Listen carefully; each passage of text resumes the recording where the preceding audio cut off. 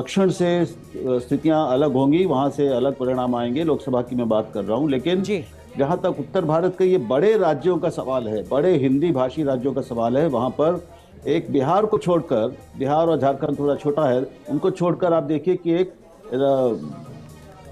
विराट बहुमत और विराट जन समर्थन इस समय बीजेपी के पक्ष में खड़ा हमको साफ दिख रहा है। ठीक है, लक्ष्मीकांत वाजपेयी जी, एक सवाल जरूर यहां पर उठेगा, वो ये कि इन 3 राज्यों में बीजेपी जरूर जीत गई हो, लेकिन बीजेपी के जो छत्रप थे उनको यहां पर खत्म करने की कोशिश की गई है। वो पार्टी जो अपने स्थानीय राज्य स्तरीय छत्रपों के लिए जानी जाती थी।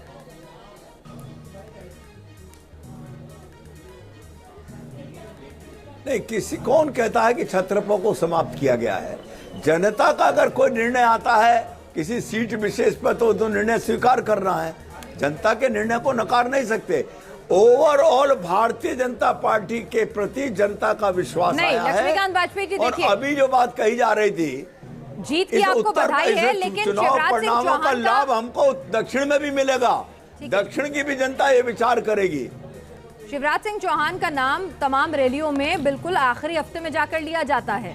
शिवराज सिंह चौहान ही मुख्यमंत्री का अगला चेहरा होंगे, ये प्रोजेक्ट नहीं किया जाता है, जबकि वो लगातार 18 साल से एक सफल सरकार चला रहे, एंटी इनकम्बेंसी को अलहदा रखते हुए। बिल्कुल एंड में उनका नाम आता है। वसुंधरा राजे राजस्थान में उतना एग्रेसिवली प्रोजेक्ट नहीं की जाती हैं। छत्तीसगढ़ में चलिए अलग बात थी। तो ये क्या वजह रही? जो अनुराग की बात है उसी के आधार पर मैं सवाल आगे बढ़ा रही हूँ।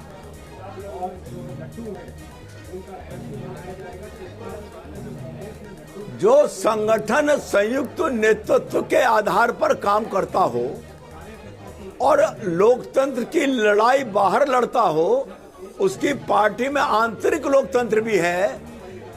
निर्वाचित विधायकों का दल तय करेगा कि कौन उनका नेता होगा, और जो नेता होगा वही मुख्यमंत्री बनेगा। ठीक है, ये तो आदर्श स्थिति आपने बताई सर, लेकिन ये व्यवहारिक नजर नहीं आई थी 2018 में, क्योंकि तब इन तीनों राज्यों में मुख्यमंत्री के उम्मीदवार का ऐलान किया गया था। ठीक है, अपनी अपनी रणनीति हो सकती है, इसमें कोई दिक्कत नहीं है, लेकिन एनके सर, 3 राज्यों की टैली में बीजेपी की बढ़त का मतलब क्या आने वाले वक्त में 2024 में? राहुल देव सर कह रहे हैं कि कांग्रेस पार्टी 2024 की जो लड़ाई है वो हार चुकी है। क्या वाकई आपको भी लगता है कि ये सेमीफाइनल था जो बीजेपी ने जीत लिया? मैं समझता हूँ मैं इससे ज़्यादा इत्तेफाक नहीं रख सकता। राहुल जी से बिल्कुल सही कह रहे हैं। अगर ये स्थिति राज्य के चुनाव में है जहाँ पे एंटी इनकम्बेंसी 18 साल की हो और तब ये स्थिति बने, तो इसका मतलब है कि मोदी की मकबूलियत पैन इंडियन उसका जो है कलेवर वो अभी भी बरकरार है, और ये कहीं भी कम नहीं होने जा रहा है। आप इंडिया नहीं कुछ भी बना लें, लेकिन मोदी की मकबूलियत है, क्योंकि ये जो रिजल्ट आए हैं छत्तीसगढ़ के, मध्य प्रदेश के, 18 साल बाद अगर ये हो रहा है तो इसका मतलब है कि मोदी की मकबूलियत है, इसमें कोई दो राय नहीं है। जी राहुल जी, हम एक चीज देखते हैं जो मैंने अभी एनके सिंह जी से भी इससे पहले की चर्चा में सवाल पूछा था कि हर चीज का एक फटीग होता है। ब्रांड भी कहीं ना कहीं कुछ उसकी चमक जो है थोड़ी फीकी पड़ती है, ना जाने कितना भी आपके लिए वो प्रिय है, लोकप्रिय क्यों ना हो। लेकिन यहाँ पर जब हम ब्रांड मोदी की बात करते हैं, वो तो साल दर साल वक्त बीतने के साथ और ज्यादा मजबूत और ज्यादा निखरता जा रहा है। लोगों में कहीं भी उसको लेकर एक उदासीनता या फिर कि अब कुछ नया चाहिए, ऐसे वाली चीजें आ रही हूँ लगता नहीं है। कम से कम ये नतीजे तो वही इंगित कर रहे हैं। निश्चित रूप से कर रहे हैं। इसके 2 आयाम हैं।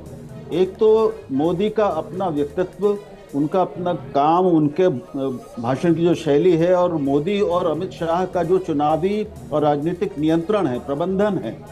एक तो ये उसकी जीत है और उसकी विशेषता है, जिसकी कोई काट अभी विपक्ष के पास नहीं है। दूसरी बात यह कि इनके सामने जो एक नेतृत्व का शून्य दिखता है।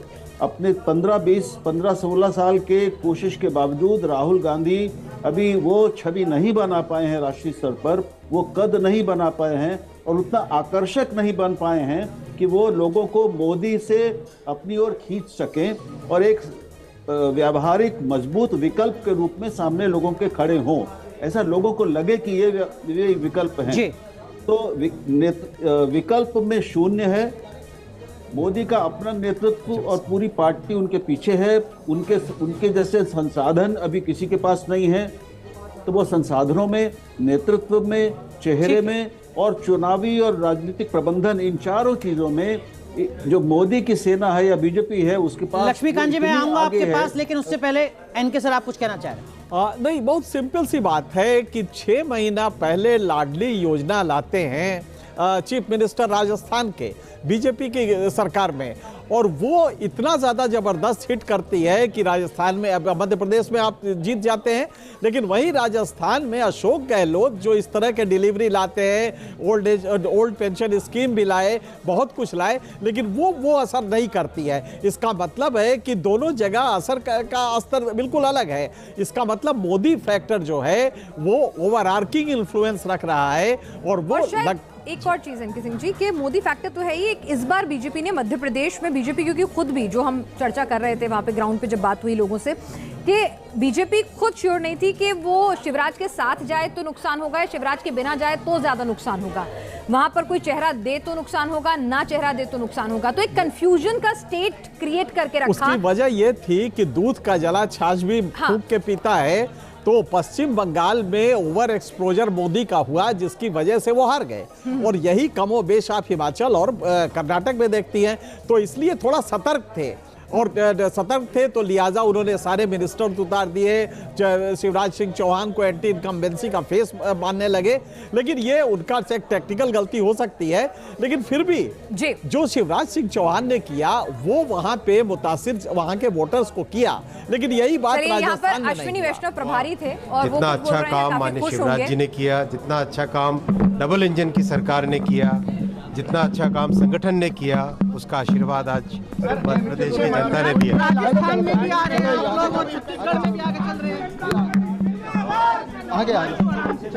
चलिए, प्रभारी थे मध्य प्रदेश के, तो जाहिर सी बात है काफी खुश हैं, और जब इनसे मुलाकात हुई थी अनुराग हमारी, तो काफी ज्यादा कॉन्फिडेंट थे कि आप कुछ भी कहिए, कुछ भी ग्राउंड जीरो और सर्वेस कह रहे हूं, मैं निश्चिंत हूं, आश्वस्त हूं। बिल्कुल। राहुल देव जी, यहां से शिवराज सिंह चौहान की अगर हम बात करें, शिवराज सिंह चौहान ने एक बयान दिया था, मैं फिनिक्स हूं, राख से फिर खड़ा होऊंगा, और आज शायद उन्होंने वो करके भी दिखा दिया है।